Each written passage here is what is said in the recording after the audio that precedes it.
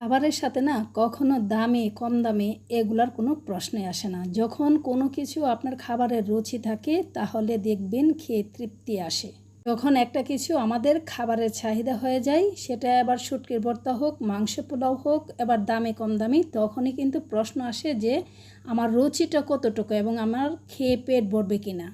আজকে চাহিদা হয়েছে এই জাটকা ইলিশটা আমি মোচমোচে ভাজা করে গরম ভাতের সাথে খাবো। তাই আমি কি করলাম, ভালোভাবে লবণ, হলুদ, মরিচ যা মশলা আছে দিয়ে মাখিয়ে ঝুঁকিয়ে আগে রেখেছিলাম। এখন আমি বেশি করে তেলে মোচমোচে ভাজা করে নেব।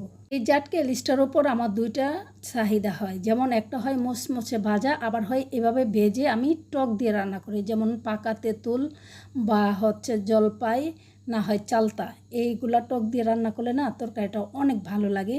যারা কখনো এই জাটকা ইলিশটা খান নাই, আমার মতো এইভাবে রান্না করে মোচমোচে ভাজা করে গরম ভাতের সাথে খেয়ে দেখেন। আর একটু মরিচ, পেঁয়াজ, এই যে মশলাটা রয়েছে এটার সাথে মাখিয়ে বেরেস্তা করে উপরে ছিটিয়ে দিবেন, দেখবেন গরম ভাতের সাথে সেরকম লাগবে।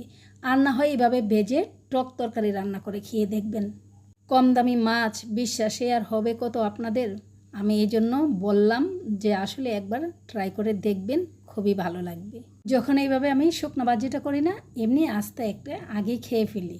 একবার আপনারাও ঘুরে ফিরে রান্না করে দেখবেন প্লিজ।